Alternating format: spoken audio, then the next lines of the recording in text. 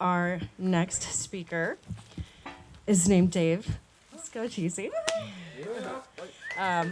And yeah, Dave inherited voluntarist.com from Carl Watner a couple years ago, and he volunteered as the webmaster for Carl in 2012, and then has held that position ever since. His work in the world is to get people into voluntary systems. He's doing a great job, such as crypto for finance, introspection and meditation for psychology, and anarchy for social cohesion. His presentation is a discussion about protection.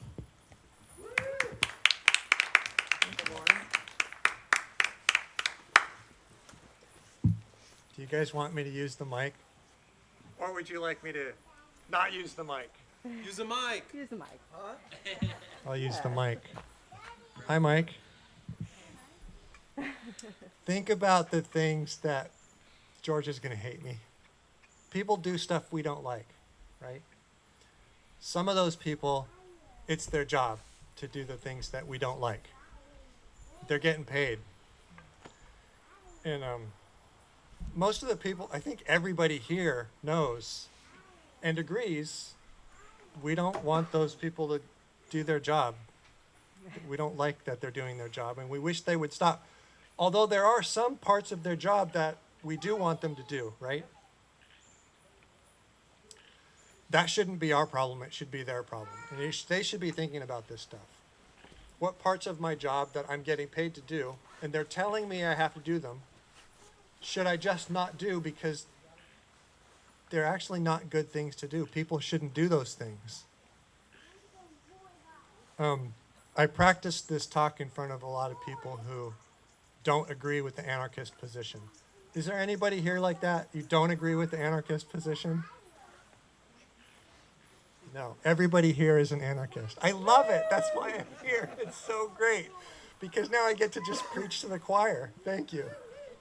Okay, really, this is about, it's a discussion, so you guys got to interrupt me more. If I say something that maybe isn't exactly right, just say, wait a second. Raise your hand if you want, or just blurt it out. Because if you let me go on, I'll talk for hours and hours. But I think that we should develop a strategy to protect each other from the people who are getting paid to oppress us. And I've been thinking, how do we do that? And sometimes I drive by a cop who's pulled somebody over and is talking to the person they pulled over. And I think about it, what can I do? I could pull over and watch and wait. And I think that would be a great idea. And usually I have somewhere to be and I got to go. And so I don't. In fact, I don't think I ever have. And I'm promising right now, next time I have the opportunity, I'm going to make it a lot more important to do that. Just pull over and watch. Just do that. Because it's the first step in the effort to show all of the people who are working for the government that some of the stuff that you do isn't cool. And we don't want you to do it. I haven't noticed this, but I think cops generally try to pull people over where there's not a lot of traffic. And people who were in a vulnerable position to the police tend to use paths for their driving which are high traffic because it's safer from the cops. Okay. That just justifies the idea of when you see a cop doing something, stop and watch, because it adds a little to their psychological pressure that they feel that I got a shitty job. I'm supposed to do things people don't like. Okay. That's really base level stuff. More advanced level stuff is, does anybody here know somebody who works for the government? Lots of people know people who work for the government. They just work for the government. They're collecting a paycheck from people who steal from all of us. Now, putting it that way to the people that work for the government or who are friends with people who work for the government, it's a little bit uncomfortable. Blunt truth is a little bit uncomfortable, and I like to steer clear of it because I don't want to make people uncomfortable. I want to make people comfortable, but also give them a path that they can follow to see, yeah, there's something wrong with what's going on there. Well, how do I do that? I'm just playing in my head. If I'm talking to a friend of mine who's married to somebody who works for the government, I say, it's a really cushy job for them, isn't it?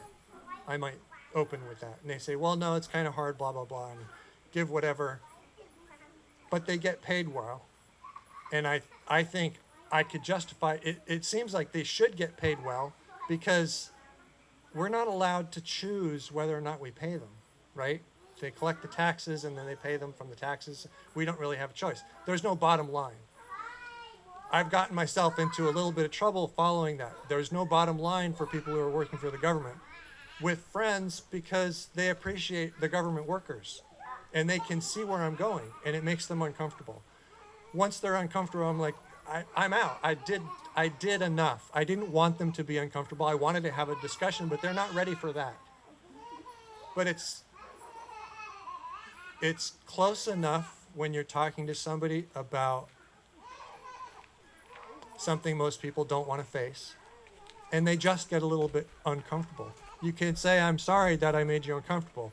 We don't have to talk about it anymore. And I believe that's what we should do. These are all individual strategies because I've never been in a group who said, yeah, let's figure out a way we can all protect ourselves from people who work for the government. Actually, that's not true. There's a guy named George. He was a homosexual. He wore a pink shirt. He was kind of famous for it. And he was running an insurance program for people, for activists, because sometimes the cops would come after the activists who were pushing against the state because they were pushing against the state. And he would help them out. And I thought that was beautiful. I wish I could remember his last name. Donnelly, thank you. Oh my God, my wish just came to me. That's so cool. George Donnelly was his name, if you want to look him up. I don't know, he might be still doing it. So his idea was, if anybody gets in trouble, you know, has a court hearing or actually has to go to jail or whatever, my efforts, because people are paying me an insurance premium like every month or whatever. So he's collecting money and he will spend that money to help people who get them into trouble, who get themselves into trouble by pushing against the state. That's a good example of what I'm thinking of. But I don't have a business idea. What I have more like is wow, to be really blunt, it's more like an idea to form a gang. Not a violent gang, just a gang. And in my dream world, I guess there's apps like Cell 411, I think. Is an app that you can use, and you can form a cell, and then people join the cell because it's a local thing, and then you can announce to the cell that, oh, I'm getting pulled over, and then there's a small chance a few people from your cell will show up to wherever you are. And that's a pretty good idea. And that's kind of my dream, that the idea I'm proposing will catch on. And that idea involves worrying less about what's illegal and worrying more about what's immoral. Now, we don't generally do things that are immoral because we want to be good anarchists, which is an interesting thing. People who don't care about statism or anarchy or whatever, they're just going along and they see the opportunity to commit a crime and they're like, maybe I should, maybe I shouldn't. But we're anarchists and we're like, no, we don't want to actually harm people because we want to build the image of anarchy as peaceful, because it is, and we want to show that. So that's a beautiful thing for us. And I don't know how we could do any better than by showing an example, which is what we're all doing anyway. We're all doing that already. So, how do we... Wow, I don't like this microphone. Sorry. I can pull it. Yeah, that's a good idea. Now I can walk around.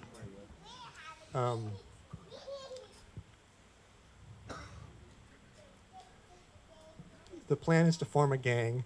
The plan is to inspire people, not just us. Anarchists are pretty okay with saying, oh, I know it's illegal, but it's not immoral, so I'm going to do it. I'm going to check if there's any cops around because I don't want to get punished, which is what they do. That's something they do, and they're supposed to do it to get paid. If they don't do it, they're like not doing their job, and that gives them it makes them feel conflicted. Like, oh, I shouldn't do this thing. It's not a humane thing to do, but it's what I'm paid for, and I'm supposed to do it. And they have to deal with that shit all the time. Cops do. We can have some compassion for them.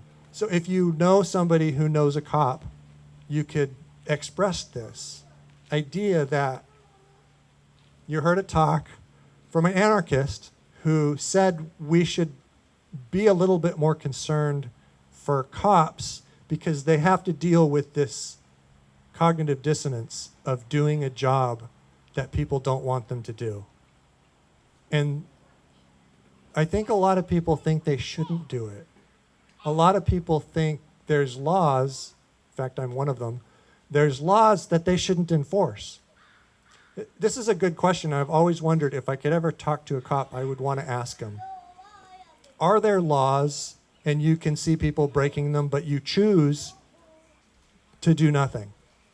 Is that permissible? Is that like a strategy you guys follow? Because there's so many stupid laws. It seems like you'd have to be careful in choosing which ones you do anything about when you see somebody breaking them. Please give me an example Of a law that should not be enforced. Very good. At a four-way stop, when somebody's approaching the intersection from the other side and you see that their left turn signal is on, they're further away than you are. Legally, you're supposed to come to a full stop. Now, if you do that, they're going to have to come to a full stop. Both of you are going to have to waste a second or two of your life. But if you look and you see there's nobody else around, he wants to turn in front of me, and I'm getting to the intersection first, so I'm not going to stop. I'll slow down a little because there might be side traffic who's thinking the same thing. I'll slow down a little and I'll look, and then I'll just go right through. And I do that all the time. And if I get pulled over, I will explain I'm trying to be kind to other drivers. And I paid attention, I looked around. I don't know where you were hiding. And I would say that because I should have seen you, and I didn't.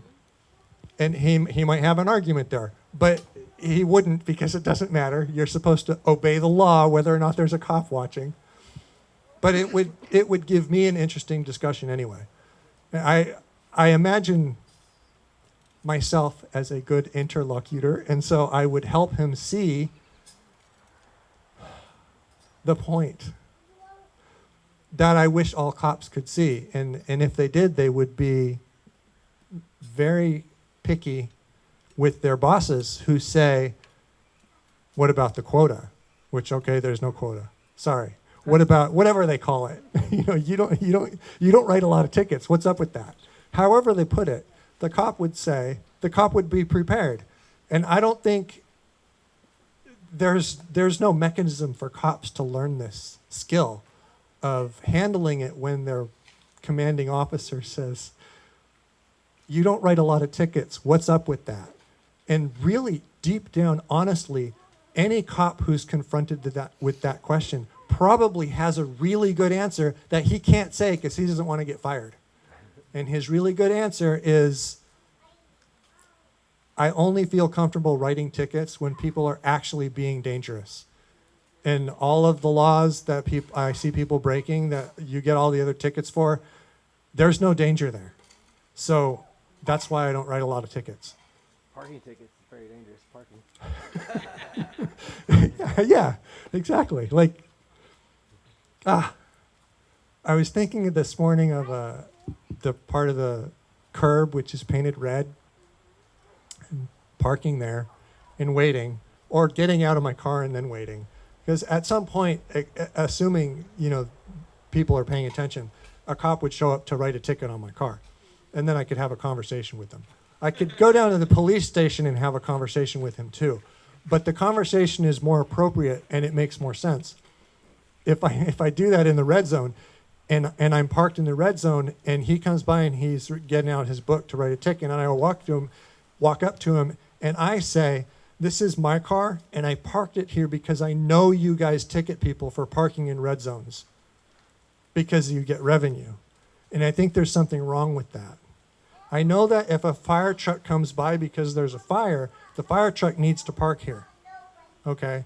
So I would move my car as soon as the fire started, thinking, there's a fire. I better move my car so the fire truck can park there if my car's right here. But maybe something happens to me and I'm not available to move my car. And you guys want to solve that problem by saying, oh, you guys don't park where the curb is red because then the fire truck can't park here. And I'm thinking, dude, the building's on fire. The fire truck is coming here. Is the hose not long enough to reach the hydrant if he doesn't get right next to the curb? Bullshit. Park the fucking fire truck and get out and get the water onto the fire. And don't worry about the traffic that stopped. There's a fire. People are going to stop anyway. So that would be an entertaining conversation to have with a cop, and then I would get a ticket, and I would go to court and have the same conversation with the judge, and they would all laugh, and then I would have to pay money. And it would cost me money to educate our government employees. And maybe someday that will be fun enough for me to do. It's not yet, though. Other ideas?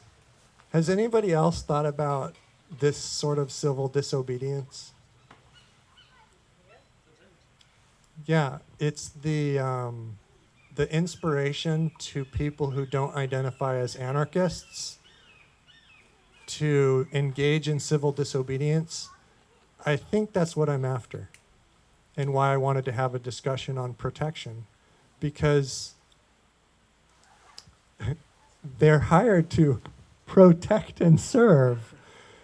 And what do we, the cops. Yeah, but it doesn't To protect say and serve they're who? protecting and serving. It- The assumption of the average person is that it's the average person, and that's not at all the case. And therein lies the big problem. That's a very good point. How many cops do you think understand that? I don't think very many do. And if they did, they wouldn't really be as interested in their job as they are when they start. Maybe now they're like, oh yeah, I got a great pension and blah, blah, blah. I don't mind being a schmuck because I'm getting paid well for it.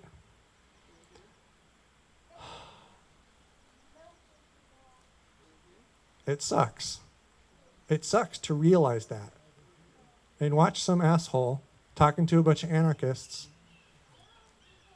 make you feel like shit because his talk got into YouTube and somebody told you to watch it. Some of us are happy that that makes cops feel like shit. I'm not. I don't want anybody to feel like crap. I just want them to figure stuff out. So maybe if a cop does watch this and understands that, he'll share it. That would be really cool. I think that would help.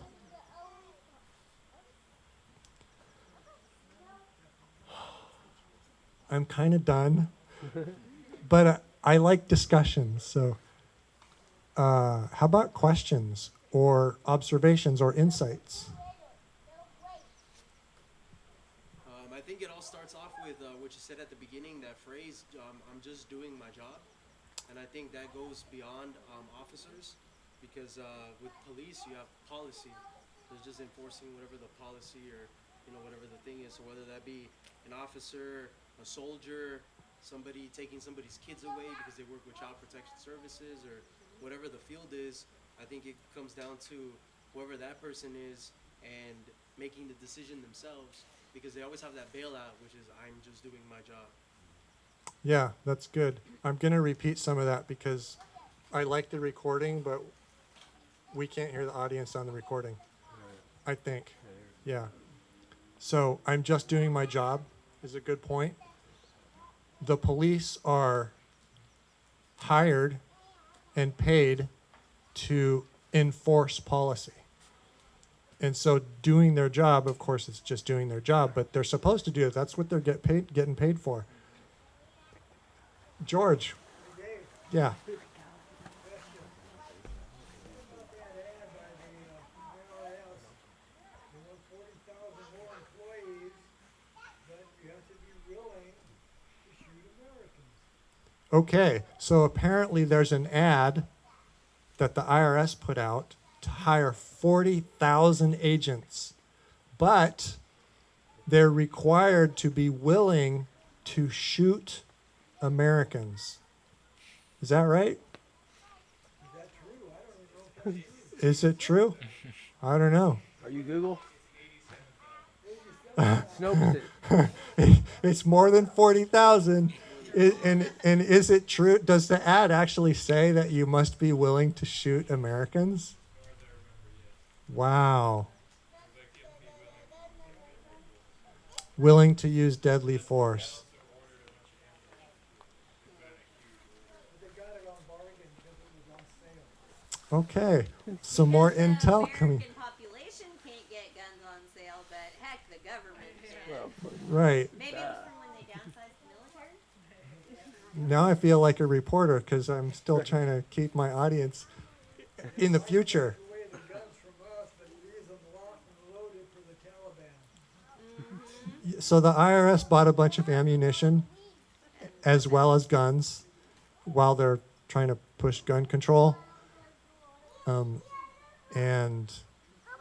And they have that ad out. It's not for 40,000, it's for 87,000, according to one of our anarchists here. Yeah, you don't have to believe us. We're anarchists. You can just ignore everything we say. Oh, but if we tell you that 2 and 2 make 4, what are you going to do? Sorry.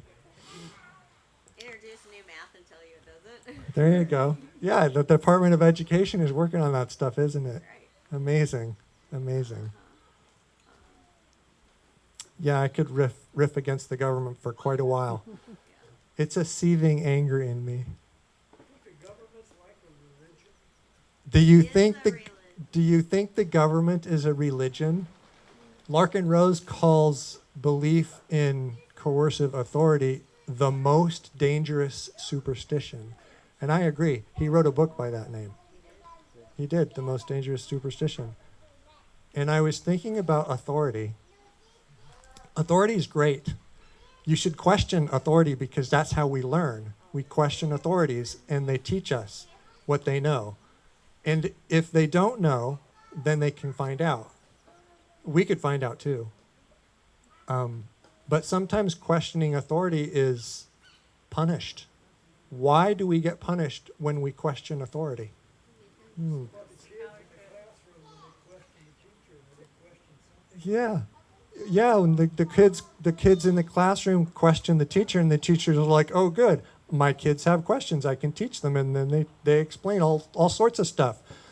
The authorities should be the same way. They shouldn't threaten us. Authority, it's a great word if it's used properly, but most of the time it isn't. Somewhere in the past few decades, authority started meaning somebody who can hurt you for disagreeing with them. Wow, that is so messed up. Boy, I really like being on camera, thinking all those YouTubers are going to pick this up a little. There's some religions that put that in place long more than just a few decades ago. Some religions put what in place? Authority is someone who can hurt you for not going along with the. Well, Yeah. the control comes from the fear, right? It's the same. The government can control you because you're afraid of what'll happen if they don't protect you. The religion controls you because you're afraid of what's going to happen if you don't follow their dogma. It's the same concept. That is a lovely segue into an experience I had yesterday morning. I walk around my block every morning, and I noticed sunlight reflecting off of a pool onto a house. in 2 different sections. It made the wind was blowing, so the water was choppy, and the pattern on the house, the 2 different patterns on the house were wavy reflections of light. And it reminded me of a movie I saw when I was a little kid. And that image of wavy reflected light was on the ceiling above certain characters in the movie who had apparently been possessed by aliens who came to Earth to take over our species. And horrible things would happen. So the image was a portent of horrible things. And as a little kid, it really scared me. And then whenever I saw that, after that, I was scared less and less and less over time, until my walk yesterday was like, no fear whatsoever. But it gave me a little opportunity to interpret the universe as communicating with me.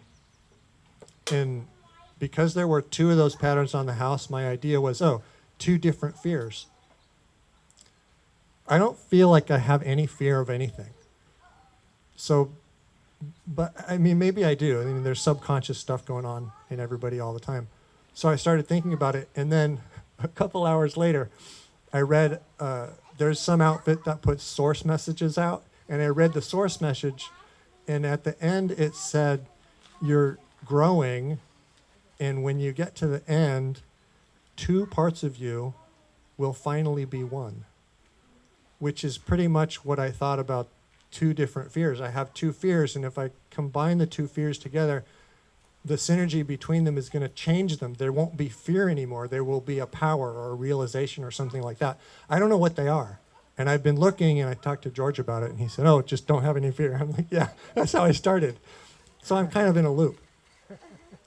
But if it's a loop, that means it's continuous and it's going to continue to come back. The loop is going to continue to come back, so I can let it go. That's a good point.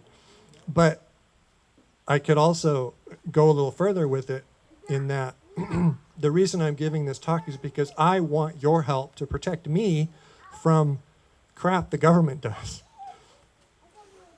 And yeah, I'm a little bit afraid of the crap the government does, because That's another fear. it is another fear. So there's one. Fear is misplaced use of your imagination. Fear is misplaced use of your imagination. I like that. Fear is false evidence appearing real. Yep. Yes.